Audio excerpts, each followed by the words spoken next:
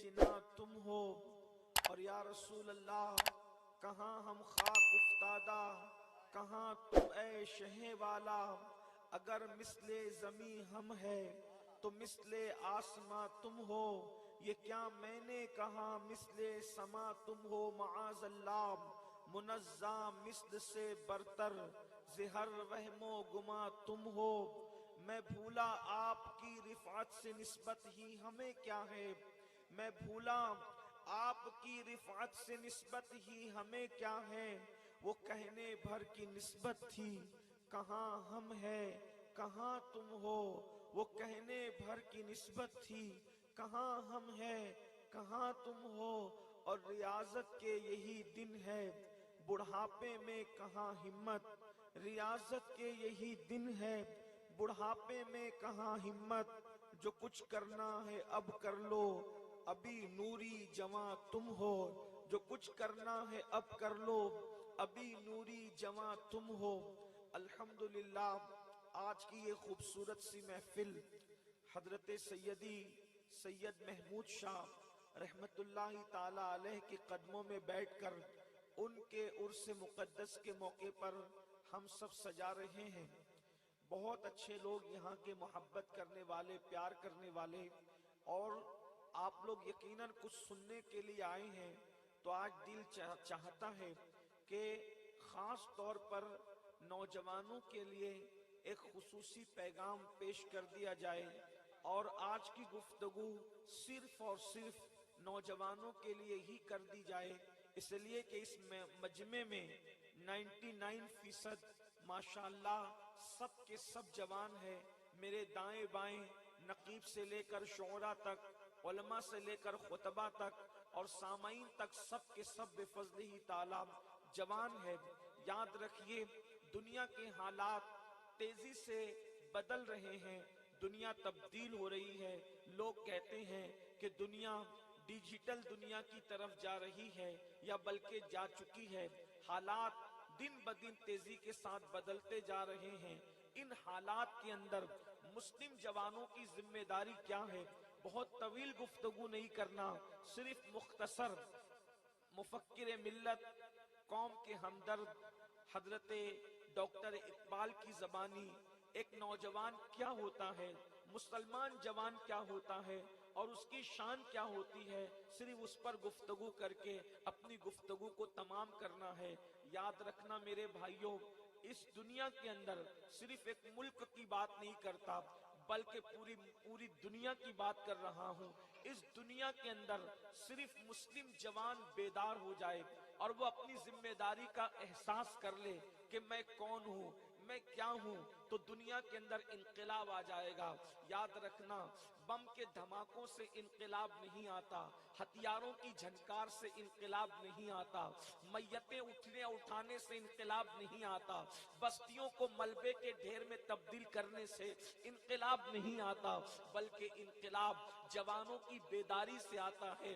23 سال کی قلیل مدت میں اللہ کے رسول علیہ السلام نے لوگوں کا مرڈر نہیں کیا تھا، لوگوں کو موت کے گھاٹ نہیں اتارا تھا، تلواروں کی جھنکاریں نہیں سنائی دی تھی، بلکہ 23 سال کی قلیل مدت میں عرب کے جوانوں کے اندر میرے نبی نے بیداری پیدا کی تھی۔ وہ شعور بیدار فرمایا تھا کہ اے جوانوں اپنی اہمیت کو سمجھو، اپنی حیثیت کو سمجھو کہ تم کون ہو، تم کیا ہو، ہماری ذمہ داری کیا ہے۔ پہلی بات تو اتنا سمجھ لیں، ایک بات ہمیشہ یاد رکھنا، نوجوان کسی قوم کا سرمایہ ہوتا ہے، جس قوم کا جوان سنور جاتا ہے اس قوم کی تاریخ سنہری حرفوں سے لکھی جاتی ہے، جس قوم کا جوان بگڑ جاتا ہے اس قوم کو صفحہ ہستی سے مٹا دیا جاتا ہے۔ مفکر ملت ڈاکٹر اقبال کی نظر میں مسلم جوان کیا ہے؟ آپ کی توجہ میری طرف ہونی چاہیے، اس لیے کہ میرے اندر اتنا حوصلہ نہیں ہے کہ اگر آپ میری طرف توجہ نہ کریں گے تو شاید میں گفتگو نہ کر سکوں گا۔ آپ توجہ میری طرف فرمائیں، بات اس طرف ہو رہی رہی ہے۔ میرے پیارے آقا صلی اللہ علیہ وآلہ وسلم کے دیوانوں، اقبال کے نظریے کے مطابق ایک مسلم جوان کی حیثیت عقاب کی طرح ہوتی ہے، شہباز کی طرح ہوتی ہے، یعنی باز کی طرح ہوتی ہے، اور شاہین کی طرح ہوتی ہے، ایگل کی طرح ہوتی ہے۔ اقبال نے کہا تھا، نہیں تیرا نشیمن قصر سلطانی کے گنبد پر، نہیں تیرا نشیمن قصر سلطانی کے گنبد پر، تو شاہی ہے بسیرا کر پہاڑوں کی چٹانوں میں۔ عقابی روح جب بیدار ہوتی ہے جوانوں میں، نظر آتی ہے ان کو اپنی منزل آسمانوں میں۔ اللہ اکبر۔ اقبال کے نظریے کے مطابق ایک مسلم جوان باز کی طرح ہوتا ہے، عقاب کی طرح ہوتا ہے۔ آپ نے کبھی سوچا عقاب کسے کہتے ہیں؟ عقاب کی حیثیت کیا ہوتی ہے پرندوں میں؟ مجھے اس دن سے عقاب سے بڑی محبت ہو گئی ہے جس دن میرے مرشد سرکار غوث پاک نے فرمایا، انل بازی و اشب کل شیخن، کہ میں ولایت کی دنیا کا باز ہوں، باز۔ اللہ اکبر۔ یعنی آخر اس باز میں کچھ تو رکھا ہوا ہے کہ سرکار غوث اعظم نے استعارے کے طور پر اپنی ذات کو ولایت کی دنیا کا باز کہا ہے۔ سیدی محمود شاہ کے عرس میں آنے والوں، اگر اتنے جوانوں کے اندر انقلاب آ جائے تو یاد رکھنا ایک بہت بڑا انقلاب آئے گا۔ میرے آقا علیہ الصلوۃ و تسلیم کے دیوانوں، عقاب کیا ہوتا ہے، باز کیا ہوتا ہے؟ آئیے میں آپ کو بتاؤں۔ پہلی چیز یہ ہوتی ہے کہ جو باز ہوتا ہے وہ پرندوں کا سردار ہوتا ہے، جو باز ہوتا ہے وہ پرندوں کا سردار ہوتا ہے، یعنی کوئی بھی پرندہ اس کی طرح نہیں ہوتا۔ تو اقبال پیغام دے رہے قوم کے جوانوں کو، میری قوم کے جوانوں، تم بھی انسانوں کی دنیا کے باز ہو، باز۔ اور باز کی خصوصیت کیا ہوتی ہے کہ وہ سب سے اونچا اڑتا ہے۔ اللہ اکبر۔ کوئی پرندہ باز کی طرح اڑ نہیں سکتا۔ مور بڑا خوبصورت ہوتا ہے، اور بھی پرندے خوبصورت ہوتے ہیں، مگر باز کی طرح کوئی اڑ نہیں سکتا۔ تو اقبال بتا رہے ہیں کہ اے جوانوں، جیسے باز کے برابر کوئی اڑ نہیں سکتا، ویسے تم اتنی ترقی کرو کہ دنیا کے کسی قوم کا جوان تمہاری طرح ترقی نہ کر سکے، تمہاری طرح کامیاب نہ ہو سکے۔ اقبال نے کہا تھا، ستاروں کے آگے جہاں اور بھی ہے ابھی عشق کے امتحان، اور بھی ہے تو شاہی ہے پرواز ہے کام تیرا، تو شاہی ہے پرواز ہے کام تیرا، تیرے سامنے آسماں اور بھی ہے۔ اللہ اکبر۔ اب آئیے اللہ اللہ ایک بات اور عرض کروں کہ باز کی خصوصیت یہ ہوتی ہے کہ کوے، چیل، چڑیا، پرندے، طوطا، مینا، کوئی باز کے ساتھ نہیں اڑتا اور باز کسی کے ساتھ نہیں اڑتا، باز صرف باز کے ساتھ اڑتا ہے۔ کیا پیغام مل رہا ہے کہ باز باز کے ساتھ اڑتا ہے، عقاب عقاب کے ساتھ اڑتا ہے، وہ چیل کبوں کے ساتھ نہیں اڑتا۔ تو بتا رہے اقبال کہ اے مسلم جوان، جیسے باز صرف باز کے ساتھ اڑتا ہے، ویسے تیری دوستی صرف ایمان والے کے ساتھ ہونی چاہیے، تیری پرواز مومنوں کے ساتھ ہونی چاہیے، تیرا اٹھنا بیٹھنا ایمان والوں کے ساتھ ہونا چاہیے۔ ہاں ہاں، تجھے شرابی کے ساتھ نہیں بیٹھنا، تو نے جواری کے ساتھ نہیں بیٹھنا، تو نے فاسقوں کے ساتھ نہیں بیٹھنا، تو نے زانیوں کے ساتھ نہیں بیٹھنا، تو نے محمد الرسول اللہ کے پاک باز عقابوں کے ساتھ بیٹھنا ہے۔ اس لیے کہ صحبت انسان کو بناتی بھی ہے، صحبت انسان کو بگاڑتی بھی ہے۔ یاد رکھنا، جب تک مسلمان وفاداران رسول کی صحبت میں رہتا تھا، اس وقت تک مسلمان کبھی زنا نہیں کرتا تھا، مسلمان کبھی شراب کی طرف نہیں جاتا تھا، مسلمان کبھی جوے کی طرف نہیں جاتا تھا، مسلمان کبھی سٹے کی طرف نہیں جاتا تھا، مسلمان کبھی ناچ گانے باجے کی طرف نہیں جاتا تھا۔ اللہ اکبر۔ جب سے تم نے صحبت کا معیار بدل دیا، جب سے تم نے دوستی کا معیار بدل دیا، اس وقت سے اپنے حالات کو دیکھو۔ اللہ اکبر۔ یہ بات یاد رکھنا، صحبت کا مطلب یہ نہیں کہ تم کس کے ساتھ اٹھ بیٹھ رہے ہو، بلکہ صحبت کا مطلب یہ بھی ہے کہ تم کس کو دیکھ رہے ہو، تم کس کو سن رہے ہو، تم کس کی نقل کر رہے ہو، تم کس کی اداؤں کو اختیار کر رہے رہے ہو. اللہ اکبر. ہمارے بزرگوں نے فرمایا ظالم کا چہرہ نہ دیکھا کرو. ظالم کا چہرہ دیکھنے سے بھی دل سیاہ ہوتا ہے, دل کالا ہوتا ہے. اب میں آپ سے پوچھنا چاہتا ہوں, جو ہیرو اسکرین پر آ کر کے زنا کرتا ہو, تم اس کی تصویر تو اپنے موبائل کی اسکرین پر لگا رہے ہو, تمہارے دل سیاہ نہ ہوں گے تو کیا ہوں گے؟ تمہارے دل کالے نہ ہوں گے تو کیا ہوں گے؟ اگر تم لباس بھی سلا رہے ہو تو اللہ اکبر. ایک وہ ظالم جو اللہ اسکرین کے سامنے آ کر کے زنا کرتا ہے, اللہ اکبر. اندازہ لگاؤ میرے جوانوں, تو دل سیاہ ہوتے ہیں. اس لیے ظالموں کے چہرے نہ دیکھا کرو, ظالم کے چہرے دیکھنے سے بھی پرہیز کیا کرو. آئیے دوسری چیز, عقاب کی دوسری خصوصیت کیا ہوتی ہے؟ عقاب کبھی گندگی پر نہیں بیٹھتا, عقاب کبھی ناپاکی پر نہیں بیٹھتا.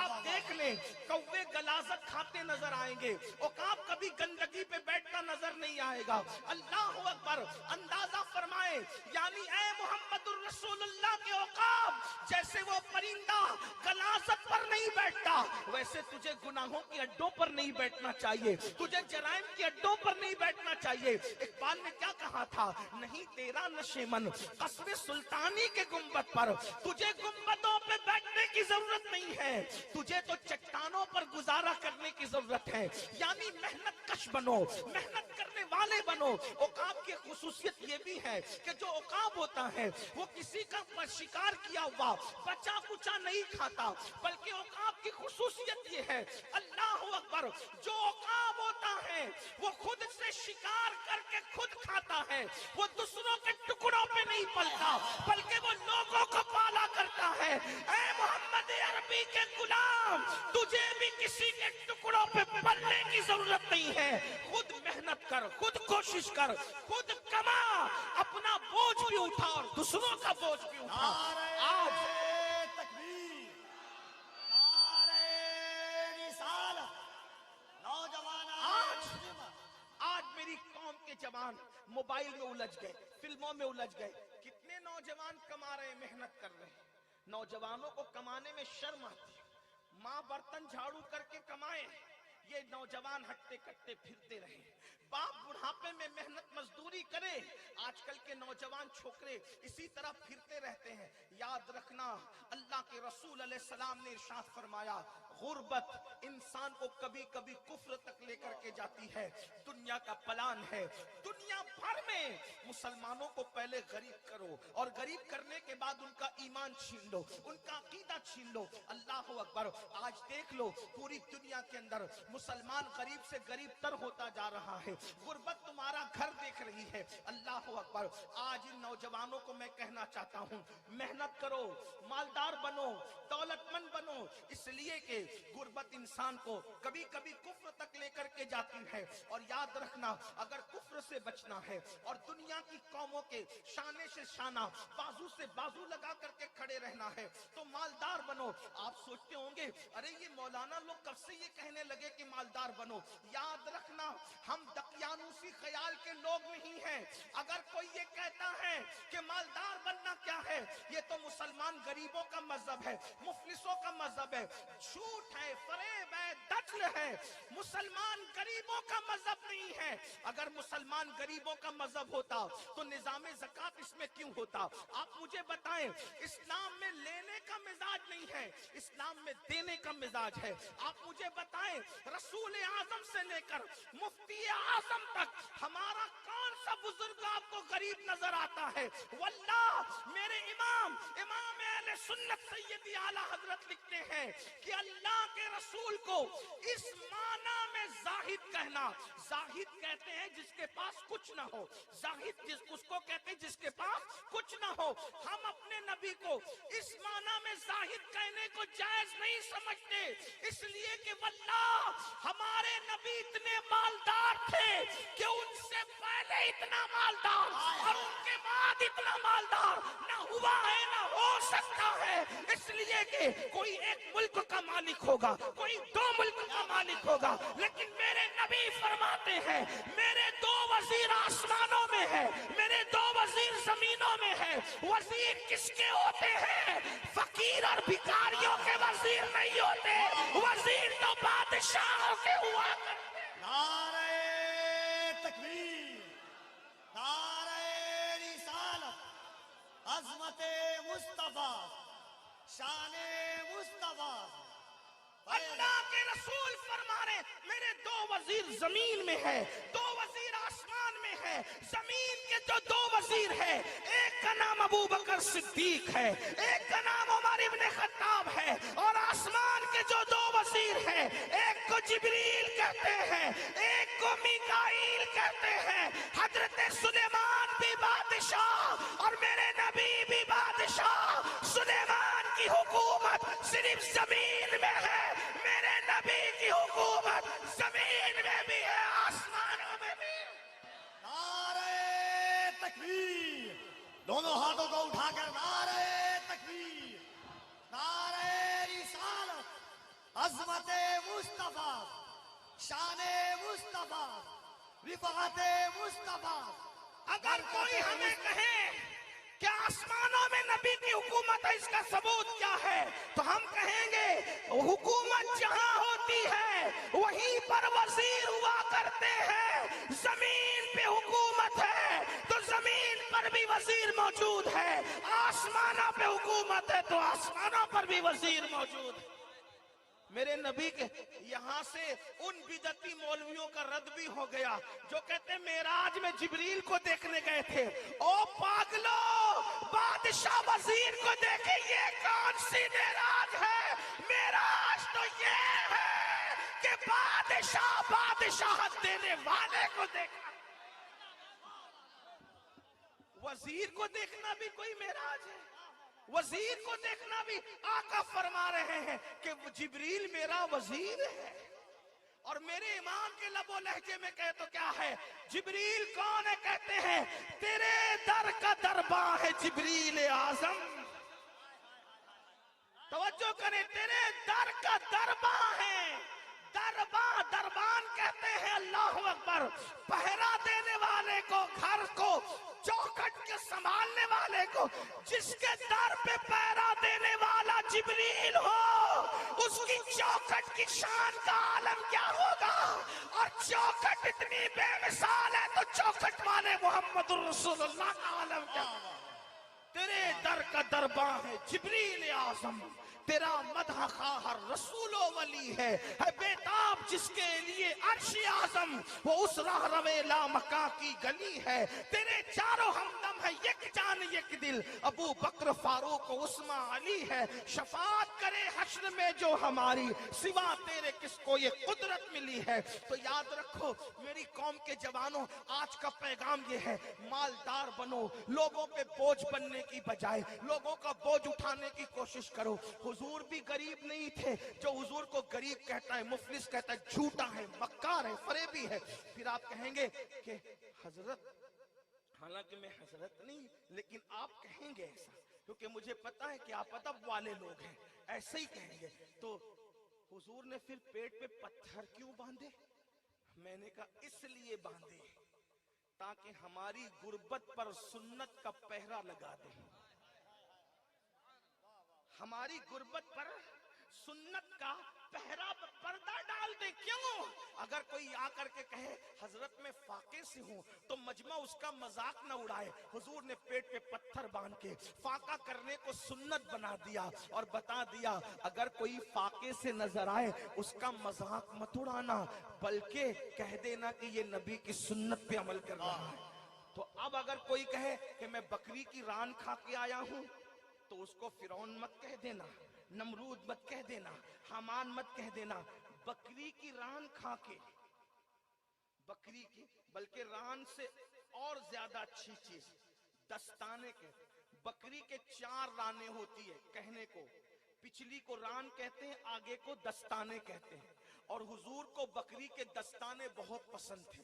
दिलचस्प बात अर्ज कर दूं, बकरी ज़बा की गई, दस्ताने अक्खे अक्खे पकाए गए। हुजूर ने फरमाया दस्ताना निकाल, میں حدیث کو اپنے الفاظ کے جامع میں بطور مفہوم پیش کر رہا ہوں. ہانڈی پکانے والے سے کہا دستانہ نکال. ایک دستانہ نکالا, حضور نے کھا لیا. پھر کہا دوسرا نکالا, آقا نے کھا لیا.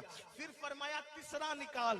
تو کہنے والے نے عرض کی میرے آقا آپ پر میرے ماں باپ قربان, صرف 2 ہی دستانے ہوتے ہیں, تیسرا نہیں ہوتا. مسکرا کر میرے نبی نے فرمایا تو نے منع کیوں کیا؟ اگر منع نہیں کرتا تو جب تک میں کہتا جاتا ہانڈی سے دستانے نکلتے جاتے. تو پیٹ پہ پتھر باندھ کر فاقے کو سنت بنا دیا, اور بکری کا گوشت کھا کر مالداروں کے لیے بکری کا گوشت کھانا بھی سنت بنا دیا.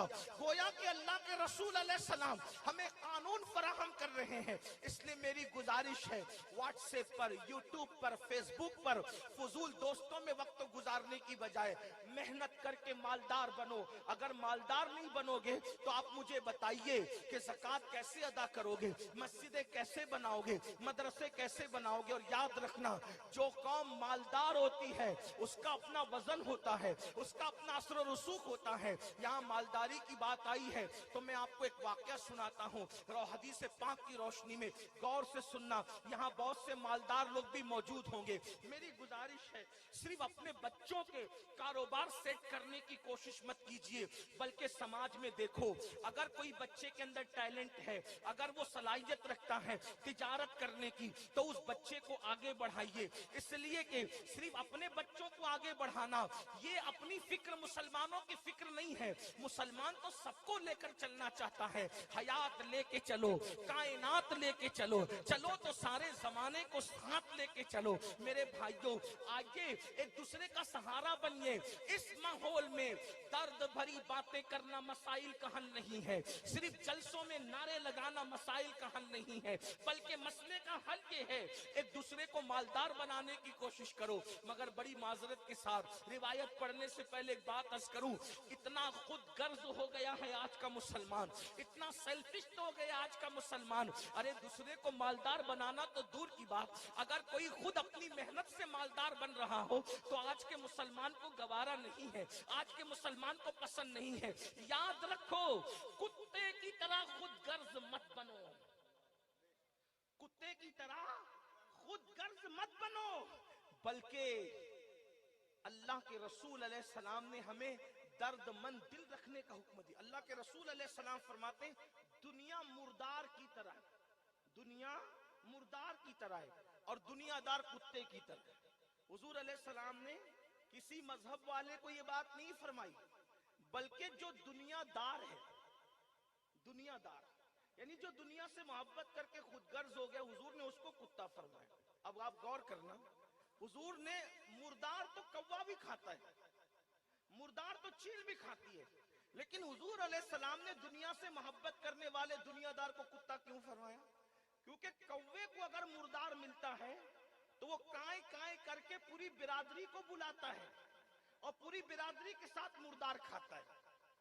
چیل کو اگر مردار ملتا ہے وہ بھی کھاتی ہے, اس کے ساتھ کوے بھی کھائیں, دوسرے جانور کھائیں, اس کو اعتراض نہیں ہوتا. لیکن کتا اتنا خود غرض اور حریص ہوتا ہے کہ جب اس کو مردار مل جائے تو اس کی ماں بھی اگر مردار کھانے میں شامل ہو تو وہ اپنی ماں کو بھی بھونک بھونک کر کے بھگا دیتا ہے. اس کا بھائی بھی اگر کھانے میں شامل ہو تو بھائی کو بھی بھونک بھونک کر بھگا دیتا ہے.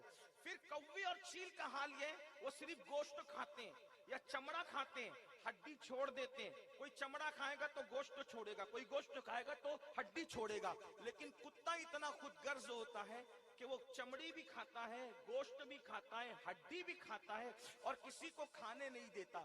اب اگر تم خود غرض بنے ہو تو اللہ کے رسول مسلمانوں میں تم سے کہہ رہا ہوں, اگر تم خود غرض بنے ہو تو حضور تمہیں کتا کہہ رہے ہیں. دنیا کی محبت میں مبتلا ہو تو حضور تمہیں کتا کہہ رہے ہیں. آپ مجھے بتائیے, آپ بتاؤ آپ کون ہو؟ اللہ کے نبی جسے کتا کہیں دنیا کی محبت کی بنیاد پر. آپ مجھے بتائیں کہ ہم کتا پنا نہیں کر رہے. اگر یہ بات کہے تو آپ گالی سمجھو گے, لیکن تم کلمہ پڑھتے ہو, نبی نے فرمایا, اور ہم نبی جو کہہ دیں اس کو حرف آخر سمجھتے ہیں. یہی ہے, سگا بھائی ترقی کر رہا ہے, تم سے برداشت نہیں ہوتا. پڑوسی ترقی کر رہا ہے تو اسے برداشت نہیں ہوتا. رسول اللہ نے کون سا معاشرہ بنایا تھا؟ اللہ کے رسول نے کیسا معاشرہ بنایا تھا؟ اس معاشرے میں ہو خود ساختہ گڑھ لیا ہے اپنی طبیعتوں پر اور اسی پہ عمل کر رہے ہو. آؤ حضور نے کون سا معاشرہ بنایا تھا سن لو اور دل کے کانوں سے سن لو. سید محمود شاہ کے قدموں میں بیٹھے ہو, شاید کہ اتر جائے تیرے دل میں میری بات. ایک مرتبہ حیدرآباد کے نواب مدینہ منورہ پہنچے. نواب حیدرآباد مدینہ منورہ پہنچے. مدینے کے غریبوں میں لباس تقسیم کرنا تھا, سوٹ تقسیم کرنا تھا. نواب حیدرآباد ایک مدینہ منورہ کی کپڑے کی دکان پہ پہنچے. کپڑا دیکھا, پسند کیا, ریٹ طے کیا اور ریٹ طے کرنے کے بعد سینکڑوں ڈریس کا, سینکڑوں لباس کا آرڈر دے دیا. تو اس مدینہ منورہ کے اس تاجر نے حیدرآباد کے نواب سے کہا, نواب صاحب وہ جو میرے سامنے کی دکان ہے یہی کوالٹی, یہی قیمت, اتنا ہی کپڑا آپ کو سامنے کی دکان میں مل جائے گا, میرے یہاں سے مت خریدیے, وہاں سے خریدیے. نواب حیدرآباد نے کہا میرے بھائی پسند تیری دکان کا آیا, قیمت تیری دکان کی پسند آئی, تو وہاں کیوں بھیج رہا ہے؟ اس مسلمان نے کہا نواب صاحب بات ایسی ہے کہ صبح سے لے کے اب تک میرا اتنا دھندا ہو چکا ہے کہ میرے بچے چین سے آج کا دن گزار سکتے ہیں. وہ میرا جو سامنے والا دکاندار ہے ابھی تک اس کا ایک بھی لباس نہیں بکا, ایک بھی ڈریس نہیں بکا. اس لیے ایک کام کیجئے, رزق کا دینے والا تو اللہ ہے, نبی نے ہمیں یہی سکھایا ہے. وہ خالی ہاتھ جائے گا تو اس کے بچوں پہ کیا گزرے گی, تو جائیے اس کی دکان سے خرید لیجئے تاکہ میرے اس مسلمان بھائی کی بھی بکری ہو جائے. نعرہ تکبیر, بتاؤ نعرہ رسالت. یہ فکر ہے آپ کے اندر, یہ فکر ہے, ہمارے اندر یہ فکر ہے. بڑی معذرت کے ساتھ میرے بھائی, آج تاجر تو تاجر, بہت سے دینداروں کو بھی یہ برداشت نہیں ہوتا کہ آپ کسی اور کے پاس جائیں. اب بتائیں ہم دیندار کے چولے میں کتنے بڑے دنیا دار ہیں, وہ تاجر ہو کے کہہ رہا ہے کہ اس کا دھندا نہیں ہے, وہاں چلے جائیں. تو میرا بھی تو فرض بنتا ہے کہ اگر کسی خطیب کو لوگ نہیں بلاتے اور مجھے بلاتے تو میں کہوں یار میرے پاس تو بہت تاریخ ہیں, ذرا میرے اس بھائی کو بھی بلا کر اس سے بھی ذکر مصطفیٰ سنو. شمیم فیضی صاحب کی ذمہ داری ہے کہ میرے پاس پروگرام بہت ہے, میرے اس شاعر کو بھی بلا کر ذرا اس سے نعت مصطفیٰ سن لو. میرے بھائی کفیل انبر جو ہر دن مصروف رہتے ہیں ان کی بھی ذمہ داری ہے کہ میرے پاس تو نقابت کے حوالے سے بہت سے پروگرام آ چکے ہیں, ذرا اس میرے بھائی جو نقیب ہے اس کے پاس چلے جاؤ. اگر ہم ایک دوسرے کو اٹھاتے رہے تو بتاؤ, یاد رکھنا تم لوگوں کو اپنی حیثیت کے مطابق اٹھاؤ گے, توجہ کرنا, تم لوگوں کو اپنی حیثیت کے مطابق اٹھاؤ گے, اللہ تمہیں اپنی شان کے مطابق اٹھائے گا. تم لوگوں کی ترقی کے لیے کوشش کرو گے اپنی طاقت کے مطابق, اللہ اپنی شان کے مطابق تمہیں ترقی عطا فرمائے گا. تو یاد رکھو خود غرض مت بنو بلکہ خدا کی رضا چاہو, ایک دوسرے کو آگے بڑھاؤ. اب دنیا میں مولانا یہ ہو رہا ہے وہ ہو رہا ہے, تم کیا کر رہے ہو؟ دوسرے لوگ تو آپ کی بستی کو جلا رہے ہیں, وہ گھروں کو جلا رہے ہیں, تم تو دلوں کو جلا رہے ہو. گھر جلے گا پھر بنے گا, دل جلیں گے تو کون بنائے گا, دل جلیں گے تو کون سنوارے گا. ولیوں کی چوکھٹ پہ آتے ہو اور آنے کے بعد ولیوں کی باتیں نہیں سنتے. اللہ اکبر. سرکار غریب نواز, ہندوستان کے بادشاہ غریب نواز فرماتے ہیں کوئی اللہ کا ولی بن نہیں سکتا جب تک لوگوں کے دل کو خوش نہ کرے, اس لیے کہ اللہ تک پہنچنے کا راستہ لوگوں کے دل سے ہو کے گزرتا ہے. جب تک دل خوش نہیں کرتے خدا کا ولی نہیں بنتے. ایک بات عرض کروں, ولی کے عرس میں لوگ سمجھتے ہیں ہاتھ میں تسبیح بغل میں مصلی سر پہ قرآن رکھنے سے لوگ ولی بنتے ہیں. ایک بات کہوں, قرآن سے کہوں, اللہ کے اگر بندے, اللہ کے بندے اگر پیور ہو جائیں تو انسان سو کر بھی ولی بنے. توجہ ہے آپ کی, آپ نے توجہ نہیں کی, آپ توجہ کریں. عبادت کر کے نہیں, اگر کوئی اللہ کا پیور بندہ سچا بندہ بن جائے نا تو وہ سو کر بھی ولی بنے. سو کر. قرآن سے دلیل دیتا ہوں. اصحاب کہف غار میں جا کر عبادت کر رہے تھے یا سو گئے تھے؟ آپ مجھے بتائیں. ان کی عبادت کا ذکر قرآن میں نہیں ہے, ان کے سونے کا ذکر قرآن میں ہے. تو پتہ چلا اگر ریاکار بنے گا ہزاروں سال عبادت کر کے بھی دھتکارا جائے گا, اور اللہ کا پیور بندہ بنے گا تو سونے میں بھی ولایت نصیب ہو جائے. سو کر بھی ولایت مل سکتی, سو کر بھی ولایت مل سکتی ہے. آپ انداز, بس اللہ کا بندہ بننے کی ضرورت. ہم سب بنے اللہ کے بندے بنے, کتنے خود غرض. اب اس کا مطلب یہ نہیں معاذ اللہ کہ آپ فرض نماز چھوڑ دیں, اس پہ دلیل نہ بنائیں. میں نے ایک مثال دی آپ کے سامنے کہ اگر, اور اللہ کا پیور بندہ تو وہی ہوگا یار جو فرائض ادا کرے گا, وہ فرائض سے کوتاہی نہیں کرے گا, لیکن بات کہنے کی ہوتی ہے. تو میں وہ جو روایت پڑھنے چلا تھا ذرا اس کو سن لیں. ایک دوسرے کو اٹھاؤ, ملک کے حالات کہیں بھی جا رہے ہوں, دیکھو دوسروں کو کوسنے سے کام نہیں چلے گا. ہمیں کیا کرنا ہے وہ پلان کرو. اپنے بھائیوں کو آگے بڑھاؤ, رشتہ داروں کو آگے بڑھاؤ, احباب کو آگے بڑھاؤ. ایک نوجوان اللہ کے رسول کے پاس آتا ہے, بس یہ ایک بات, اس کے علاوہ ایک اور بات, دو بات کر کے بات ختم. یہ ایک بات کروں گا, اس کے علاوہ ایک بات اور کروں گا عرس کی مناسبت سے, اور بات ختم کر دوں گا. اس لیے کہ کافی تاخیر بھی ہوئی, موسم بھی سردی کا ہے, مجھے بھی سفر کرنا ہے. توجہ ہے آپ کی, عرض کر سکتا ہوں؟ غور سے سن لیں. ایک جوان اللہ کے رسول کے پاس آیا, حدیث پاک کے مفہوم کو اپنے الفاظ کے جامع میں پیش کر رہا ہوں. جوان اللہ کے رسول کے پاس آیا, آنے کے بعد اس نے کہا یا رسول اللہ میں بھوکا ہوں, میرے بچے بھوکے, پھٹے پرانے کپڑے تھے, چہرے کا رنگ پیلا تھا, رنگ بدل گیا تھا, آنکھ میں سونا سونا پن تھا, اور حضور کی عادت تھی جو بھی مانگنے کے لیے آیا حضور نے کبھی نہ نہیں کہا. حضور کبھی کسی کو نہ نہیں کہتے تھے, لیکن اللہ کے رسول جہاں معجزات دکھانے آئے تھے وہی نظام حیات بھی دینے آئے تھے. وہ جوان آ کے کہتا حضور میں بھوکا ہوں, میرے بچے بھوکے ہیں, پریشان حال ہوں, حضور مجھے کچھ عطا کریں. آقا نے اس کو بھی نہ نہیں کہا, لیکن اس سے فرمایا اے جوان کیا تیرے پاس کچھ ہے, تیرے پاس کچھ ہے, گھر میں کچھ ہے؟ حضور کچھ نہیں ہے, ایک کٹورا ہے میرے پاس, لکڑی کا کٹورا. آقا علیہ السلام نے فرمایا وہ لکڑی کا کٹورا میرے پاس لا. وہ کٹورا لے کر کے آئے, حضور نے اپنے خوبصورت گورے گورے ہاتھوں میں وہ کٹورا لیا, اور لینے کے بعد اعلان کیا کون اس کو خریدے گا. اب اللہ کے رسول کے ہاتھ میں جب وہ کٹورا آ جائے, توجہ فرمانا, جو رسول اللہ کا تبرک ہوتا ہے, جو پنجتن پاک کا تبرک ہوتا ہے, جو اللہ والوں کا تبرک ہوتا ہے, تبرکات ہوتے ہی وہ ہیں کہ اس کی طرح کچھ نہیں ہوتا. جب تک لکڑی کا کٹورا گھر میں تھا, صرف لکڑی کا کٹورا تھا, ایک بار میرے رسول کے ہاتھ میں کیا گیا, اب وہ لکڑی کا کٹورا نہ رہا, وہ تو رشک جنت بن گیا نا. اور پھر مجمع صحابہ کا تھا, صحابہ نے بڑی بڑی قیمت لگائی, بالآخر ایک صاحب نے بڑی قیمت دے کے خرید لیا. اللہ کے رسول نے وہ کٹورے کی قیمت لی اور اس نوجوان سے کہا دیکھ مانگنے میں خیر نہیں ہے, محنت میں برکت, محنت میں برکت, مانگ مت. اسلام میں دینے کی ترغیب ہے, مانگنے کا ذکر کہیں نہیں. جب تک تم دیتے رہے غالب رہے. جب سے مانگنے لگے ہو نا, مانگ رہے ہو, جہیز کے نام پہ مانگ رہے ہو, کس کس چیز کے نام پہ مانگ رہے ہو. حالات دیکھیے, مانگ رہے ہیں مسلمان. اب تو حالات اس قدر ابتر ہو گئے کہ امام حسین کی سبیل کے لیے بھی میری قوم چندہ کرتی.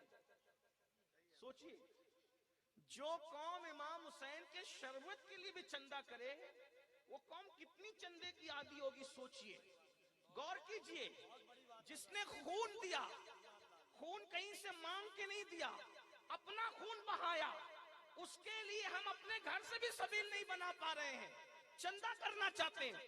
جبکہ ایک ایک مسلمان ایسا ہے واللہ کہ اگر خود وہ یہ طے کر لے کہ میں نے شربت پلانا ہے امام حسین کے نام پہ, تو 365 دن کم پڑ جائیں گے, سنیوں کی سبیل زیادہ ہو جائے. لیکن مزاج بن گیا نا چندے کا, مزاج بنے چندے کا, چاہتے ہیں کہ کوئی کام چندے کے بغیر نہ کریں. جلسہ کریں تو چندہ کریں، سبیل بنائیں تو چندہ کریں، امام حسین کے نام پہ کھچڑا بنائیں تو چندہ کریں. اتنے عادی ہو گئے وہ چندے. یعنی لاشعوری طور پر تمہیں کہیں نہ کہیں مانگنے کا عادی بنایا جا رہا ہے. میری قوم کے جوانوں، اللہ کے رسول نے پوری ظاہری حیات میں صرف ایک مرتبہ اعلان کیا تھا، بس ایک بار، جنگ تبوک کے موقع پہ، کہ کون لا کر اللہ کی راہ میں دیتا ہے. اس کے علاوہ حضور کا اس طرح سے اعلان آپ کو پھر پوری زندگی کے اندر نظر نہیں آئے گا. مسلمانوں کہاں ہو؟ بلکہ میں تو آپ کو ایک مشورہ دیتا ہوں، مسجد 6 مہینے کے بعد بناؤ. مسجد بنانے سے پہلے مسجد کی آمدنی کے لیے کوئی عمارت بناؤ، تاکہ کچھ مسجدیں ہماری ایسی ہو جو بغیر چندے کے چلے.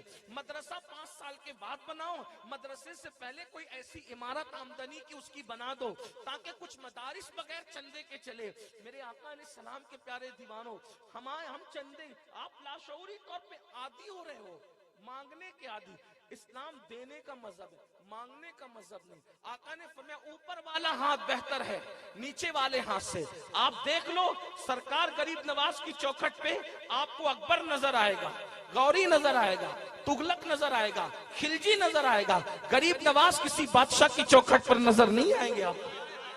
آپ دیکھ لو. ولیوں کے ماننے والے سنیو، یہ تم نے بدعتیوں سے سیکھا ہے مالداروں کی گداگری، ورنہ ہمارے اولیاء تو وہ ہیں. واللہ حضرت محبوب الہی نے خانقاہ کے 2 دروازے بنائے تھے. بادشاہ کہتا تھا ملنے آنا ہے، ملنے آنا ہے، ملنے آنا ہے. محبوب الہی فرماتے تھے ہمیں بادشاہوں سے کیا کام، جو بادشاہ حقیقی سے 5 وقت ملتے ہو وہ دنیا کے بادشاہ سے کیوں ملے. ہم تم سے نہیں ملتے کیونکہ ہم تم سے ملنے کے آداب نہیں جانتے، اور ہم تمہیں اس لیے خانقاہ میں نہیں بلاتے کہ ہم تمہاری مہمانی کے آداب نہیں جانتے. اگر بادشاہ ایک دروازے سے آئے گا تو خانقاہ کے 2 دروازے اس لیے بنائے ہیں، ایک سے وہ آئے گا، دوسرے سے ہم چلے جائیں گے. اللہ نعرہ تکبیر. آپ دیکھیں ولیوں کی صرف کرامتیں دیکھیے، یہ ان کی استقامت بھی دیکھو. اور ایک محفل میں ہو گیا، توجہ کریں، عنوان نہیں ہے لیکن بات آ گئی ولی کی مناسبت سے. ایک محفل میں ہو گیا کیا کہ کسی کا انتقال ہوا، اور وہ تعلق والا تھا، بادشاہ کا بھی تعلق والا تھا، محبوب الہی کا بھی. بادشاہ کو پتا چلا میرا بھی متعلق ہے اور محبوب الہی کا بھی تعلق والا ہے. محبوب الہی اتنے اخلاق والے کہ جنازے میں ضرور آئیں گے. تو کہا اچھا خانقاہ میں نہیں آتے، مجھے نہیں بلاتے، میرے خانقاہ میں مجھے نہیں بلاتے، میرے دربار میں نہیں آتے، میت میں تو آئیں گے نا محبوب الہی. محبوب الہی کو جانتے ہو کہ نہیں جانتے؟ سرکار نظام الدین اولیاء کو جانتے کہ نہیں جانتے؟ میرے امام اہل سنت لکھتے ہیں ولایت کی دنیا میں 2 محبوب بڑے مشہور ہوئے ہیں. 2 محبوب ولیوں میں 2 محبوب بڑے مشہور ہوئے ہیں. ایک تو محبوب سبحانی ہے، بغداد کا دولہ، ہم قادریوں کا پیر غوث اعظم ہے. اور دوسرے محبوب الہی سرکار نظام الدین اولیاء کی ذات ہے جو مقام محبوبیت میں مشہور ہوئے. تو اس نے سوچا محبوب الہی آئیں گے میت میں، تب تو ملاقات ہو ہی جائے گی. اب سنو حال، سنو کیا غجور لوگ تھے یہ ولی لوگ. کہاں گئی غیرت سنیو، کہاں گئی؟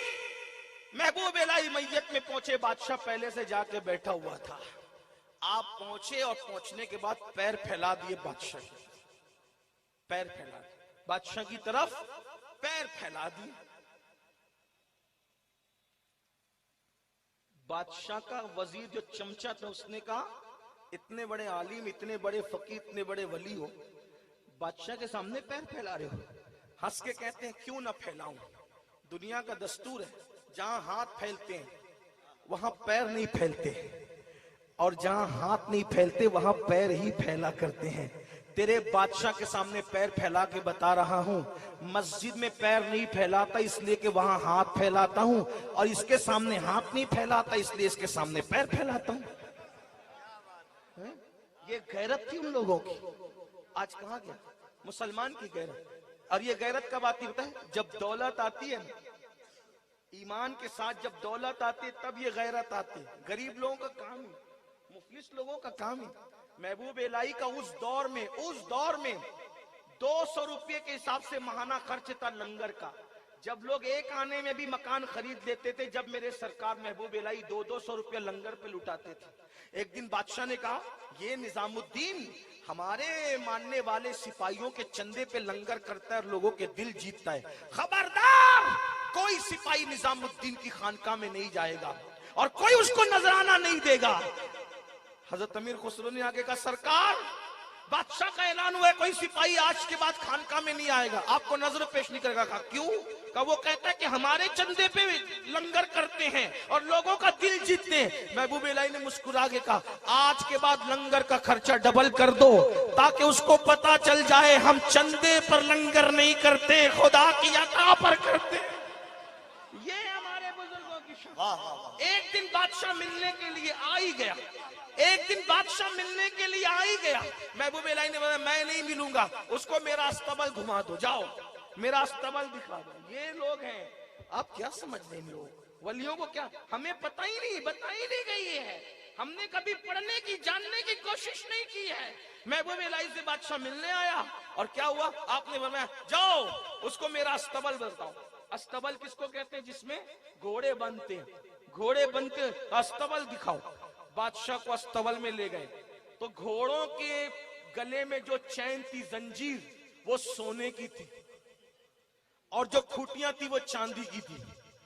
بادشاہ نے جب گھوڑوں کے، بیلوں کے، گایوں کے، بکریوں کے گردن میں سونے کی زنجیر اور کھوٹیاں چاندی کی دیکھی تو کہا واہ، ہمیں دنیا دار کہنے والا نظام الدین اتنا بڑا دنیا دار نکلا. ہم نے تو گھوڑوں کو سونے کی زنجیر نہیں پہنائی اور تمہارے پیر نے پہنا دی. کوئی دوڑتا ہوا مرید گیا، کہا سرکار آپ کو ایسا بول رہے، کہا اس کو جا کے جواب دے یہی تو فرق ہے تجھ میں اور مجھ میں کہ تو نے اس سونے کو دل میں جگہ دی ہے اور میں نے اس سونے کو جس کا وہ حقدار تھا وہاں جگہ دی ہے. وہ جانوروں کے گلے میں رہنے کی چیز تھی، میں نے اس کو جانور کے گلے میں رکھا، اپنے دل میں نہیں رکھا. دل میں تو یار بستا ہے، دل میں تو یار کا پیار بستا ہے. یہ وہ لوگ ہیں میرے بھائیوں جنہوں نے حکومتیں بانٹی، جنہوں نے. آج ہم کیا ہو گئے؟ وجہ آج ہم اللہ والے نہ رہے، ہم نفس کے غلام ہو گئے. بات دور نکلتی ہے. عرض کیا کر رہا تھا؟ وہ جوان حضور کے پاس آئے، حضور نے اس کا کٹورا لیا، کٹورا نیلام کیا اور کٹورا نیلام کرنے کے بعد فرمایا مانگنا نہیں چاہیے، محنت میں برکت ہے. بول کیا کرنا جانتا ہے؟ حضور مجھے کچھ نہیں آتا، صرف لکڑیاں کاٹنا جانتا ہوں. آقا نے فرمایا جاؤ کڑھاڑی لے کر آؤ. وہ کڑھاڑی لانے گئے، حضور نے وہ ڈنڈا تیار کر کے رکھا اور کڑھاڑی میں لگایا اور فرمایا یہ لو جاؤ محنت سے لکڑی کاٹو، پیسہ کماؤ. وہ روزانہ لکڑی کاٹتے پیسہ کماتے، لکڑی کاٹتے پیسہ کماتے. جو مانگنے آیا تھا کچھ دنوں کے بعد وہ نذرانہ لے کر آیا، چہرے کا رنگ بدل گیا، وہ پیلا رنگ تھا وہ سرخ ہو گیا، آنکھیں خالی تھے آنکھیں بھر گئی. اللہ اکبر، پریشانی دور ہو گئی، پھٹے پرانے کپڑے اچھے کپڑوں میں تبدیل ہو گئے. پتا ہے میرے آقا کے پاس آئے، حضور یہ نظر لے کر آئے. سرکار نے نظر تو ہاتھ میں نہیں لی، فرمایا اس کو پہچانتے ہو؟ صحابہ نے کہا جی حضور اس کو جانتے ہیں، یہ وہی ہے نا جو کٹورا بیچ کر کے اس کو کڑھاڑی دی گئی تھی. ہاں. آقا نے فرمایا. پھر اس کے بعد میرے آقا علیہ السلام نے فرمایا اللہ تجھے مزید برکت دے، یہ نذرانہ لے کر جا، اپنی اولاد پر اپنے بچوں پہ خرچ کر، محنت میں برکت ہے. اور اس کا ہاتھ جب حضور نے دیکھا، پہلے اس کا ہاتھ نرم تھا اس جوان کا، لیکن چند دنوں کے بعد لکڑی کاٹتے کاٹتے اس کا ہاتھ سخت ہو گیا، ہاتھ میں چھالے آ گئے. حضور نے اس جوان کا ہاتھ لیا اور ہاتھ اب اس کا سخت ہو گیا تھا. آقا علیہ السلام نے ہاتھ لیا اور ہاتھ لے کر کے چوم لیا اور فرمایا جو ہاتھ حلال کماتے کماتے، جو ہاتھ حلال کماتے کماتے سخت ہو جاتے ہیں، اللہ ان ہاتھوں پر جہنم کی آگ کو حرام فرما دیتا. کاروبار کرنے میں شرم محسوس مت کرو، کمانے میں شرم محسوس مت کرو، مالدار بنو، لوگوں کے ساتھ جینا ہے. اور آخری بات ولیوں کے آستانے پر جاؤ نا، ادب سے جاؤ. ولیوں کے آستانے پہ جاؤ تو ادب سے جاؤ. جتنا ادب کرو گے اتنا ملے گا. یاد رکھنا بہت سی چیزیں ایسی ہوتی ہیں جو فرض و واجب نہیں ہوتی، صرف آپ کے دل پر وہ ہوتی ہے. جیسے مثال کے طور پر ہم لوگوں کو یہ بتایا گیا بچپنے سے جہاں ولی کا آستانہ ہو بیٹے وہاں کبھی پیر لٹکا کے نہیں بیٹھنا. توجہ کرنا، تو مانگنے سے جو نہیں ملتا ولیوں کے یہاں ادب کرنے سے ملتا ہے۔ اب لوگ ولیوں کے آستانے پہ جاتے ہیں، وہاں پر کیا ہوتا ہے؟ ہول اپاڑ کرتے ہیں، مستی مذاق کرتے ہیں۔ آپ کے یو پی میں کیا ماحول ہے مجھے نہیں پتا عرس کے ماحول کو لے کر، میں ہندوستان بھر میں دیکھ رہا ہوں کہ جب عرس ہوتا ہے ایک دن آپ علماء کی تقریر کراتے ہو اور ایک دن قوال اور قوالن کا مقابلہ کراتے ہو۔ اب بتائیں آپ کتنی بری بات۔ دیکھو یہاں نہیں ہوتا ہے لیکن یو پی میں ہوتا ہے، ہاں مجھے سب پتا ہے، اور نہیں ہوتا تو اچھا ہے، بہت اچھا ہے۔ دیکھو جو خانقاہی محفل سما ہے، توجہ کرنا، جو خانقاہی محفل سما ہے ہم اس کو حرام نہیں کہتے، بلکہ خانقاہی محفل سما کو تو ہم روح کی غذا کہتے ہیں۔ جو ہمارے غریب نواز نے کیا، محبوب الہی نے کیا، ہمارے مخدوم صاحب نے کیا، بلکہ ہمارے مخدوم صاحب کا قول تو اتنا سخت ہے اگر پڑھ دوں تو کچھ لوگوں کو ہضم نہیں ہوگا، تو میں ایسی بات نہیں کرنا چاہتا کہ ہضم نہ ہو۔ اگر آپ کا ذوق ہے، آپ کو اگر ذوق ہے تو لطائف اشرفی اٹھا کر کے پڑھیں تو آپ کو سمجھ میں آئے گا۔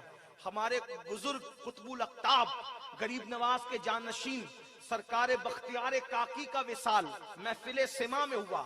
مولانا احمد جام کا شعر پڑھا جا رہا تھا، کچھ تگانے خنجر تسلیم را، ہر زماں از غیب جانے دیگر است۔ اسی پر آپ کی روح پرواز کر گئی۔ تو محفل سما جو خانقاہی ہے ہم اس پر کوئی بات نہیں کرتے۔ یہ جو بازاری قوالی ہے، قوال اور قوالن کا مقابلہ، یہ نہ خانقاہی لوگ جائز کہتے ہیں نہ درسگاہی لوگ جائز کہتے ہیں۔ اب بتاؤ اس طرح کا عرس کرو گے، ادھر میک اپ کر کے قوالن بیٹھے گی، ادھر قوال بیٹھے گا میک اپ کر کے، اور اس کے بعد مقابلہ ہوگا، فحش اشعار پڑے جائیں گے، اور کوئی دیوبندی وہابی کو لا کر کے کوئی مولوی بتائے گا دیکھو یہ سنیت ہے، تو بتاؤ اس سنیت کو کوئی قبول کرے گا؟ اپنے مسلک کو کون بدنام کر رہا ہے؟ تم سنی خود بدنام کر رہے ہو، اور یہ ولی لوگ تم پہ لعنت کریں گے کہ میرے آستانے پہ پوری زندگی میں نے شریعت پہ گزاری، تو قوال اور قوالن کو یہاں لا کے بٹھا دیا، جنہوں نے کبھی عورت کا منہ نہیں دیکھا، نامحرم عورتوں کو نہیں دیکھا، آپ کیا کرتے ہو؟ تو عرس مناؤ، شرعی طور پہ مناؤ۔ اور سما کا پھر کہہ رہا ہوں غلط پروپیگنڈا مت کرنا، ہم سما کے حرام کہنے والے لوگ نہیں، کیسے کہیں گے؟ ہم غلام ہیں غریب نواز کے، ہم غلام ہیں محبوب الہی کے، ہم غلام ہیں مخدوم اشرف جہانگیر سمنانی کے، ہم غلام ہیں وارث پاک کے، ہم غلام ہیں صابر پاک کے، ہم اپنے آقاؤں سے بغاوت کیسے کر سکتے ہیں؟ تو خانقاہی سما کے ہم مخالف نہیں ہے، جو غریب نواز نے، بندہ نواز نے جس طریقے کی کیا ہم اس کے مخالف نہیں ہیں، بلکہ وہ تو روح کی غذا ہے، وہ تو ایمان کی تازگی کا سبب ہے، اس پر ہمارے پاس الگ دلائل ہے۔ لیکن عرس میں بلکہ مجھے تو پتا چلا ہے کہ زنخوں کو بلایا جاتا ہے، زنخوں کو بلایا جاتا ہے، کس کو؟ یعنی جو نہ مردوں میں ہوتے نہ عورتوں میں، اور ان کو نچایا جاتا ہے۔ یہ سارے حالات ہوتے ہیں، ولی تم پہ لعنت کریں گے۔ جو آخری بات کرنے چلا تھا وہ یہ کہ ادب سے جایا کرو، اس شان سے کہ ولی اگر ظاہری حیات میں ہوتے تو تم ان کا کتنا ادب کرتے، اسی طرح ان کے مزار کا بھی ادب کیا کرو، احترام کیا کرو، تعظیم کیا کرو۔ کیوں؟ ہمارے بزرگوں نے بتایا جو کچھ تم ولیوں کے مزار پہ جا کے کرتے ہو ڈائریکٹ انڈائریکٹ ان پہ اثر پڑتا ہے۔ اب اس کو سن لو کیسے پڑتا ہے، یہی آخری بات ہے۔ اجمیر شریف ایک حافظ جی گئے، نیک تھے حافظ جی، بڑے نیک آدمی تھے۔ اجمیر شریف گئے، اجمیر شریف ہو سکے تو جایا کرو اور پہنچ جایا کرو، اس لیے کہ ہندوستان کا اصلی بادشاہ وہی ہے، ہندوستان کا اصلی بادشاہ وہی ہے۔ وہ ہمارا بادشاہ 5-6 سال کے لیے نہیں ہے، جب سے آئے ہیں، اور انشاءاللہ جب تک چاند و سورج رہیں گے تب تک وہ ہمارا بادشاہ ہے۔ اور ہندوستان والوں تم یتیم نہیں ہو، بے بس اور بے کس نہیں ہو، تم لوگ غریب نواز کے بسائے ہوئے لوگ ہو، جس کے بٹھائے ہوئے اونٹ نہ اٹھائے جا سکیں، اس کے بسائے ہوئے غلام بھی اٹھائے نہیں جا سکتے۔ شرط ایک ہے، غریب نواز کے نانا کے وفادار بن جاؤ، غریب نواز کے نانا کے وفادار بن جاؤ۔ اگر فجر میں سوتے پڑے رہو گے جو کچھ آج ہو رہا ہے اس سے زیادہ ہوگا، गरीब नवाज मदद नहीं करेंगे तुम्हारी, याद रखना, क्योंकि जिससे नाना नाराज उससे नवासा नाराज।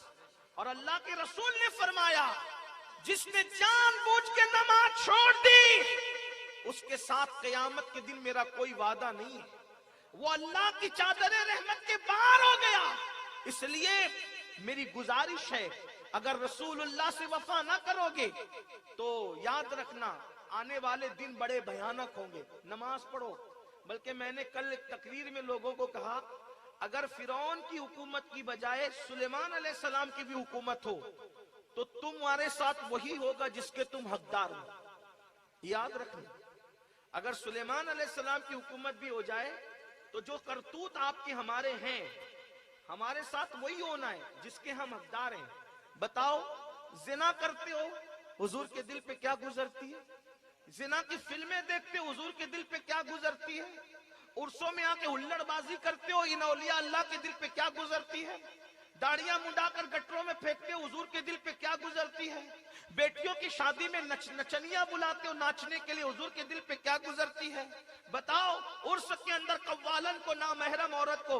अरे मेरे भाई, हम सुन्नियों के मसलक में औरत की आवाज से तिलावत कुरान सुनना जायज नहीं है। जब औरत से कुरान सुनना जायज नहीं है तो औरत से कव्वाली सुनना कैसे जायज हो सकती है?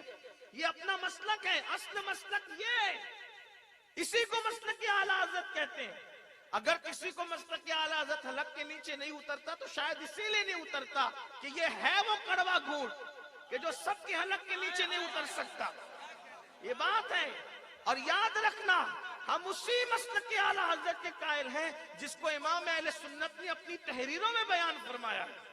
और उन्होंने फरमा दिया कि मेरा मसलक मेरी किताबों से जाहिर है, और अल्हम्दुलिल्लाह उनकी किताबें हमारे सामने मौजूद है, और बेफज़्ल ताला हमारे उलमा वो समझाने के लिए मौजूद भी है। मुसलमानों, इसलिए होश के नाखून लो, गरीब नवाज तुम्हें जरूर बचाएंगे और जरूर बचाएंगे। कब तक? जब तक उनके नाना के वफादार रहोगे। और अगर उनके नाना से वफा छोड़ दी, यही नाच, यही गाना, यही ताश के पत्ते, यही आवारगी, यही औरतों से नाजायज ताल्लुकात, तो गरीब नवाज से बड़े पावरफुल इमाम हुसैन है। लेकिन याद रखना, इराक में जो कुछ हुआ, क्या इमाम हुसैन ने बचाया इराकियों को? क्यों नहीं बचाया? इराकी इराक वाले तो थे, मगर हुसैन के नाना के साथ वो वफा नहीं कर पा रहे थे। क्या तबाही आई? एक वक्त था इराक की ज़कात मुंबई में तकसीम होने आती थी, और आज हालात ये हैं, जब हम इराक जाते हैं तो उनकी औरतें आज भीख मांग रही है, उनके नन्हे नन्हे बच्चे भीख मांग रहे हैं। तो पता चला कब तक बचाया जाता है? जब तक नाना के साथ वफादारी होती है। अगर तुम गरीब नवाज के नाना से गद्दारी करोगे, उनका दिल दुखाओगे, तो फिर बचाने का सवाल कैसे पैदा होता है? याद रखना, इमाम हुसैन की तरफ से मदद आई इराकियों को, क्योंकि अल्लाह अकबर, वो मैयतों पे भी नाचते थे। उठा के देखो सद्दाम के दौर की तारीख, उन्होंने मैयतों में भी नाचा है। उठा के देखो सद्दाम के दौर की तारीख, सोने की बैतुल खला में टोटियां लगी हुई थी। बुरा मत मानना, सद्दाम को जब अल्लाह ने उरूज दिया था, सद्दाम को इसका ख्याल नहीं था। बहुत गाफिल रहे सद्दाम, कुछ अच्छे काम भी किए, ज्यादा बुरे काम किए। खात्मा कैसे हुआ? फिर बहुत अच्छा खात्मा हुआ, मगर जेल में हुआ। जब सद्दाम सुधरे, बहुत देर हो चुकी थी, बहुत देर हो चुकी। ये मत समझना कि सुधरने के लिए हर वक्त काफी है। अल्लाह तबारक व ताला जब मोहलत खत्म कर देता है तो फिर आपका सुधरना आपको फायदा नहीं पहुंचाता दुनिया के एतबार से। देखो, फिरौन भी तो डूबते डूबते सुधरने की बात किया, अल्लाह ने कबूल किया? अल्लाह ने कबूल किया? नहीं कबूल किया। देखिए, वो सुधरने की बात कर गया, लेकिन वक्त खत्म हो चुका था। सद्दाम को मैं बुरा नहीं कहता, उसको शहीद कह रहा हूं, लेकिन बहरहाल कुरान चूमने, दाढ़ी रखने तक बहुत देर हो चुकी थी। काश के सद्दाम ने बहुत पहले इसको अपना लिया होता तो आज इराक के हालात ये ना होते, कुछ और होते। एक जुमला याद रख लेना, किसी मुफक्किर ने बहुत अच्छी बात कही है, पूरी तकरीर याद रहे ना यार, ये एक जुमला याद, बहनों से भी कहता हूं। मुसीबत क्यों आती है? मुफक्किर कहता है पहले मासियत आती है, फिर मुसीबत आती है। मासियत कहते हैं गुनाह को, پہلے گناہ آتے ہیں پھر مصیبت آتی ہے. اللہ کسی کی بھی الٹی گنتی نہیں کرواتا. جو کہتے ہو نا پہلے کاروبار اچھا چلتا تھا اب ڈھپ پڑ گیا، دیکھو پاپ تو نہیں کیا، جرائم تو نہیں کیا. ایک مقرر تھے بہت بڑے اگلے زمانے میں بہت بڑے مقرر تھے. جب وہ تقریر کرتے تھے تو ہزاروں لوگ جمع ہوتے تھے، جب مائک کا دور نہیں تھا، اور لوگ روتے تھے، توبہ کرتے تھے اور بدل کر جاتے تھے. وہ مقرر صاحب حج کو گئے، حج سے واپس آئے. اب تقریر کرتے تو پبلک بھی نہیں آتی اور لوگ سدھرتے بھی نہیں، لوگ روتے بھی نہیں، لوگوں کی آنکھ میں آنسو بھی نہیں آتے. تو لوگوں نے کہا حضرت حج کے بعد تو اور سونے پہ سہاگا ہونا تھا، حج کے بعد تو آپ کی الٹی گنتی شروع ہو گئی. انہوں نے فرمایا ہاں میں بہت پابند تھا نماز کا، لیکن سفر حج میں مجھ سے کوتاہی ہوئی، نمازیں مجھ سے چھوٹ گئی، اس لیے اللہ نے میری زبان کی تاثیر کو واپس لے لیا. تو پہلے گناہ اور معصیت آتے ہیں پھر مصیبت آتی ہے. جو بھی الٹی گنتی شروع، آج کل مسلمانوں کے پاس تھوڑا سا مال آتا ہے نا تو اس کو پھر پہلی بیوی اچھی نہیں لگتی، پھر وہ افیئر میں پڑ جاتا ہے. یہ حال ہے.